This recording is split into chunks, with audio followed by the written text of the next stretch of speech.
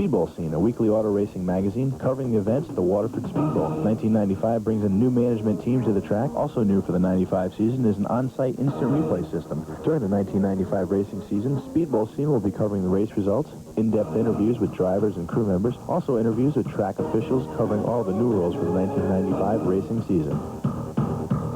Hi, and welcome to another edition of Speedbowl Scene. I'm your host, MG Geer. This week, we're on location at Larry's Auto Machine. Coming up, an interview with Gary Espinosa. So stay tuned for the fastest half hour in auto racing, Speedbowl Scene.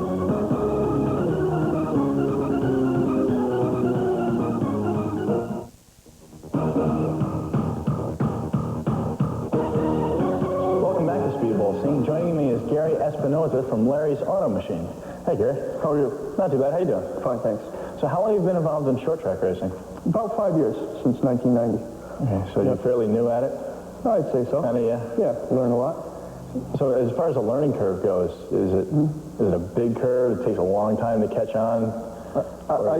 I would say yes. Yes? Yes. I think it's everybody's a little bit different about how hard they'll strive to do the best at what they do. I think if you look at it like Winston Cup racing, which is, in my opinion, what you really have to do when you want to build the best motor, it gets pretty intense at times. Right. It takes a lot of the same equipment that they run, you know, same type dynos, flow benches, cam profilers, computers, a lot of expensive equipment that takes a lot of time to learn how to use and put it all in organization. So how many wins do you have? So far to date, I have 93. 93 wins? 93. That's pretty impressive. Thanks. For only being 5 years. Yeah, I think I was pretty impressed with the fact by how good I could do initially by just being able to start doing machine work and just trying to look at it in the aspect of doing the best that I could do and making things right, even when I maybe didn't have all the knowledge that I needed at the time. So about how long does it take to put one of these motors together? Something that you start from scratch, probably about 2 weeks. About 2 weeks, just from the air block and build it up from there? Yes. So you do all the machining in-house? Yes. Yeah.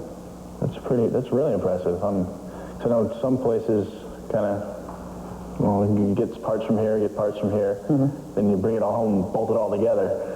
And Yeah. What's the big difference between doing that, bolting a motor together yourself and having one built here? I would think that, one of the main reasons why I like to try to do it the way I do is so I can hold the tolerances a lot closer. I don't really, a lot of times when you farm something out, I've always run into the problem that people think differently. Some people think that doing something one way is better and more right, and sometimes my opinion of that differs. So I figure if I can spend the time, buy the equipment, and do it all in-house, I can more control how the job gets done and what the quality of the job is. And I think, it's a game where you have to go for every horsepower. And to do that, you have to be able to do it all yourself. Right. So do you build motors just for late models or modifieds and pro stocks? So far, I've initially done some, when I started, I was doing late models. I've done limited sportsman engines. I've done SK modified engines. I've done pro stock engines. And I've, in the last couple months, been approached by some people for possibly some tour modified engines. Wow. So you're getting really expanding then, broad-based? Definitely, yeah. I think it's good for knowledge to expand to the classes that are tougher because it makes you strive harder to learn. Right. Now, basically, in a late model engine, it's basically a stock motor for the most part, right? Most of the components are stock. They've opened up the rules in the last 4 years quite a bit. They'll let you use, aftermarket rods. As far as pistons really were never anything that you used, stock was performance item. Right. Most of the stuff's just, internal components, valve springs, stainless steel valves. Right. So how tough is it to get the power out of that, though? Because you're not really... Because of the way the rules are written, it's a pretty tough thing to do. There's a lot of restrictions. I think just about everybody that's in the racing knows that a 2-barrel cast iron intake manifold isn't something that's a performance item. Right. Then you throw the cast iron exhaust manifold on top of that. And when those two major restrictions and the muffler, it definitely makes it tough. The little things really start to mean a lot. What type of air filter, how good you are as far as tuning, what kind of spark plug you might use. You really gotta go for the really areas. Together, then. Yes, that might not be so obvious. You wouldn't think something like a spark plug or an air cleaner would make a lot of difference in the power department. Yep, it definitely makes a pretty big difference. I think that, for instance, when you use a certain spark plug, it just enables you really to be able to tune the engine differently than you normally would without having a problem. And that's one of the big gains in these engines. So as far as how much power can you squeeze out of a late model motor? Don't really want to say here. I'd rather not. Trade secret. Okay. Yeah. That's fine. You know, it's something that, because of everybody being as competitive, I definitely noticed a difference at Waterford this year as far as other engine builders, and it definitely seems to me like they're working hard. I think that, they're in the hunt for me, and, that's making me try harder because I feel I need to. And I think one individual comes to mind real quick is John Burnett. I think his engine program's probably come pretty far in the last year or so. And that's definitely a main reason for me trying even harder. I think that a lot of times you try really hard to be able to win, and then once you win and you feel how good it is to win, you never want to lose that feeling. Right. So you get to the point where you'll do anything for it. You'll spend 15 hours, 16 hours a day. You'll buy the equipment. You'll do the R&D, and hopefully, I'll be able to double the amount of races that I've already won. Sounds good to me. All right, thanks a lot. Gary Espinosa, owner of Larry's Auto Machine. We'll be back with more Speedbowl Scene right after this.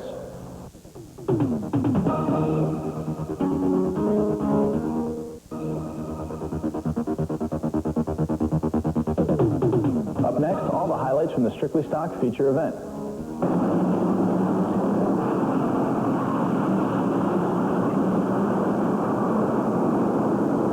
The curfew delayed.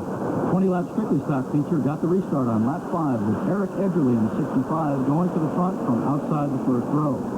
But shortly into the event, Ken Cassidy in his 97 moved from the 4th position to lead, getting by Edgerly. The lap 10 caution tightened the field, allowing Ernie LaRose in the 22 to move right in behind Cassidy. And a few laps later, LaRose had his opportunity, going to the top to pass Cassidy.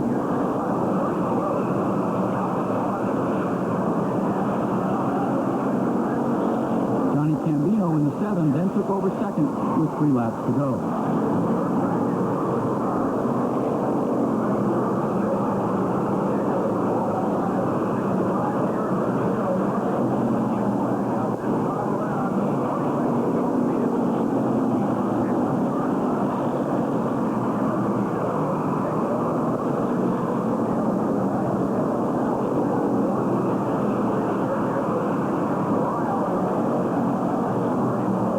Took the win, his first of the 95 season, as Cambino was second, followed by Cassidy, Darren Mendito, and Charles Bailey the third.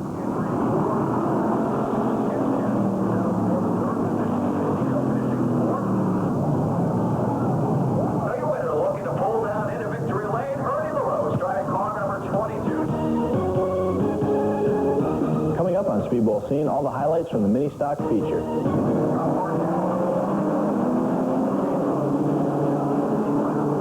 In the 32 and Tom Metcalf in his number 8 brought the 26-car mini stock field down to the start of the 20-lapper as Metcalf took the early lead.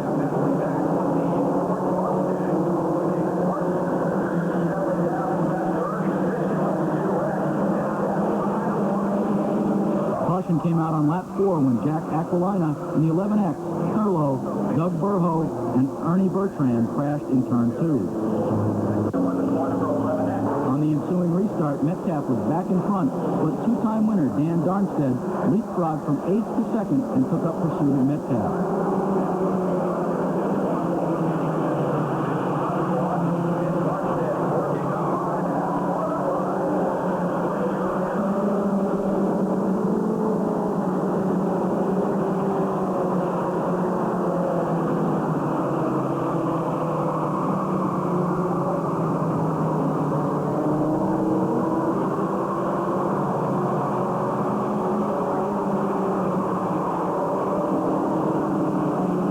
Later, the chance came as Darnstead darted into the lead and began putting distance between himself and the rest of the field. Darnstead had one close moment when Sean LaPlante in the 36 spun in turn 4 with 4 laps to go, but the Westbrook driver got by and outraced the field the rest of the way.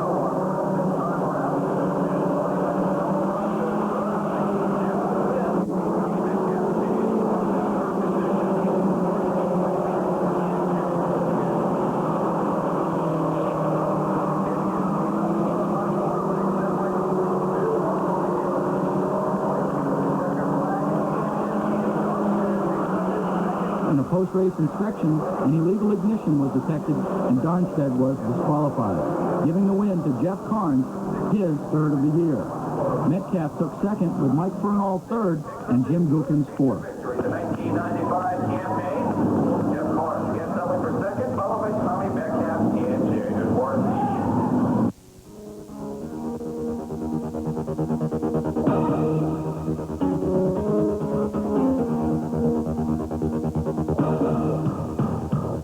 We'll be right back to Speedbowl Scene after a word from our sponsors.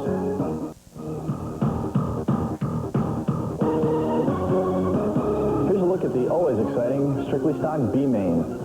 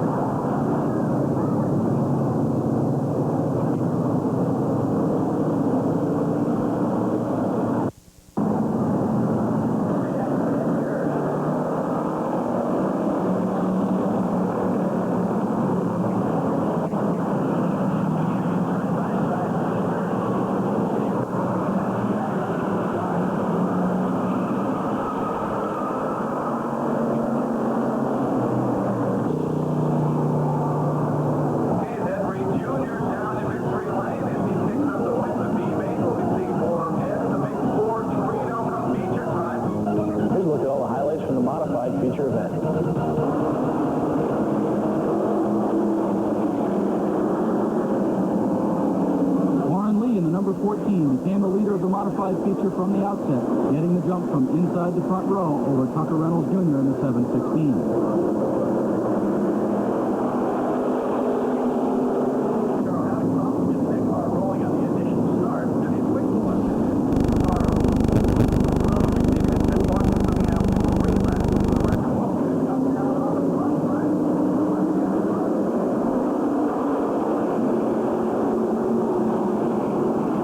Cautions and 6 laps later, Lee slowed dramatically on the restart, jamming up the field. The result was a crash involving Mark Lajeunesse in the 33, Sherman Forbell in the 66, Jimmy Smith in the 31 Junior, and the 47 of Scott Spaulding. Eric Burnt in the 54 was also involved. Lajeunesse, Smith, and Forbell were done for the night. Reynolds resumed the lead, but Moose Hewitt in the 19 passed Reynolds for the lead on lap 16. Meanwhile, Burt Marvin in the 07, who started 12th, took over second and began closing on Hewitt.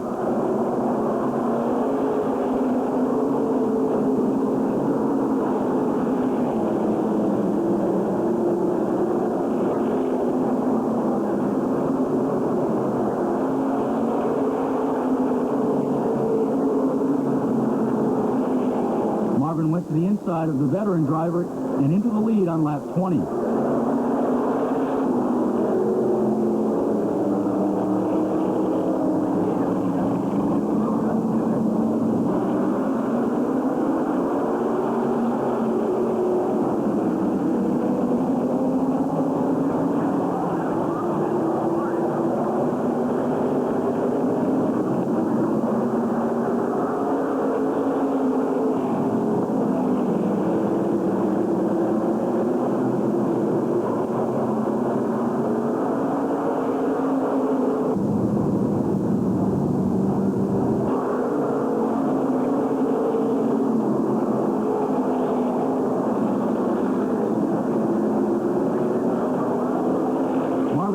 Off the field on 2 more cautions, eventually taking the win over Bob Potter in the 52. Jim Broderick in the 3 was third, Hewitt was fourth, and Dave Data crossed in fifth.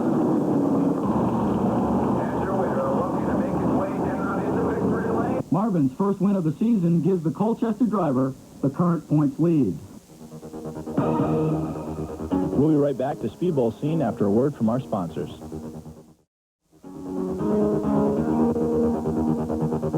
Coming up, a look at New England's best late model division.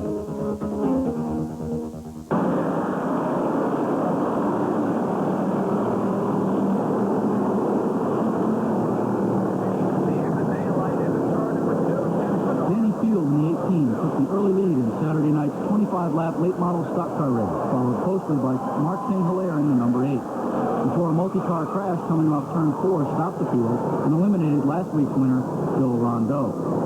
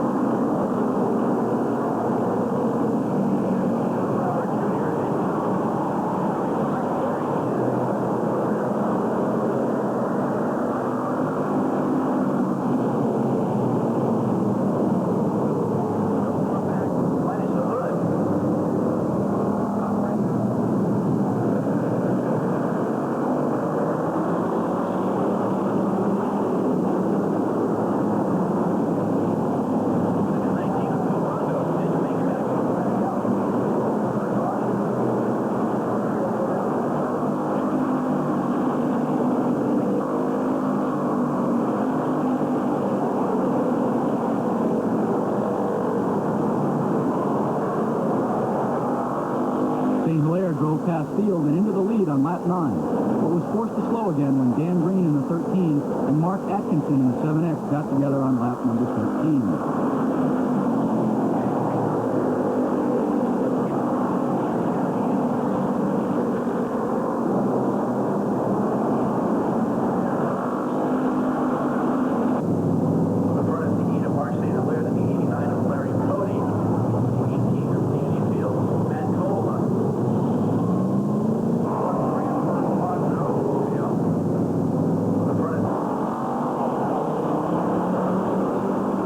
Cody made a bid for the lead going to the outside with 9 laps to go, but St. Hilaire held him off.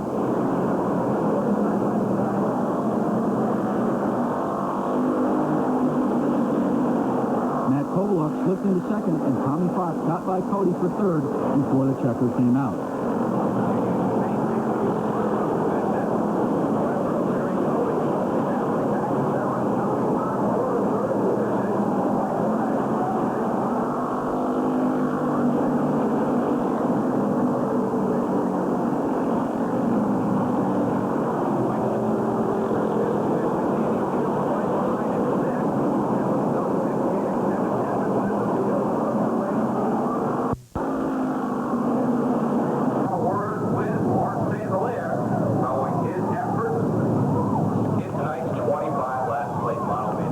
At the finish, it was St. Hilaire, Kovaluk, Fox, Cody, and Mike Holder. Up next, all the highlights from the Strictly Stock feature event.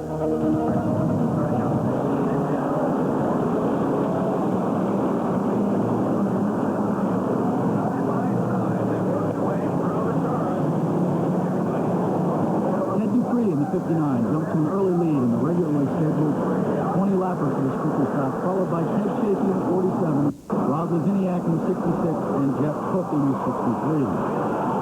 A multi-car crash on the backstretch on lap 8 sent John Cambino in the 7 into the outside retaining wall.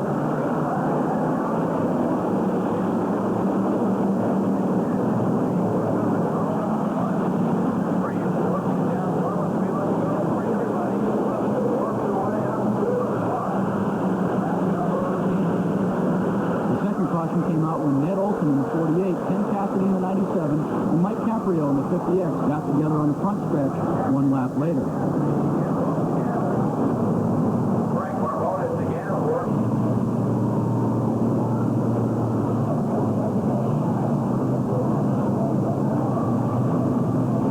On the restart, Chafee went into the lead with Eric Webster in the 9 going to second.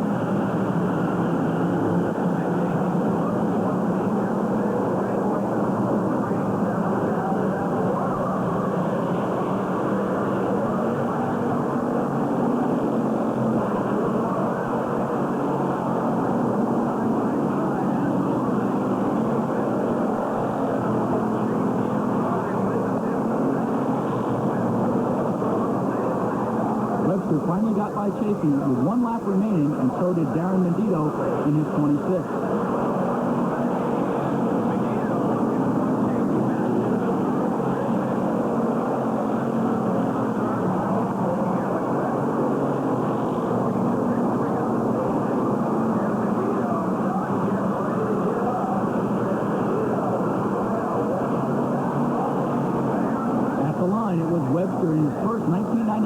History, with Mendigo taking second and Chafee in third.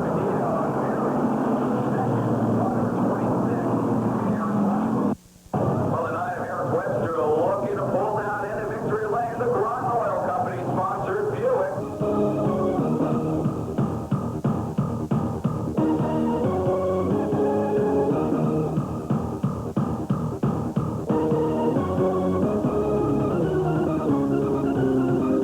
We'll be right back to Speedbowl Scene after a word from our sponsors.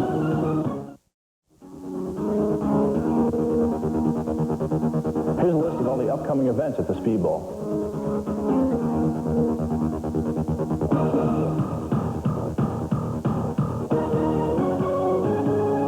Thanks for watching. We'll be back next week with the fastest half hour in auto racing, Speedbowl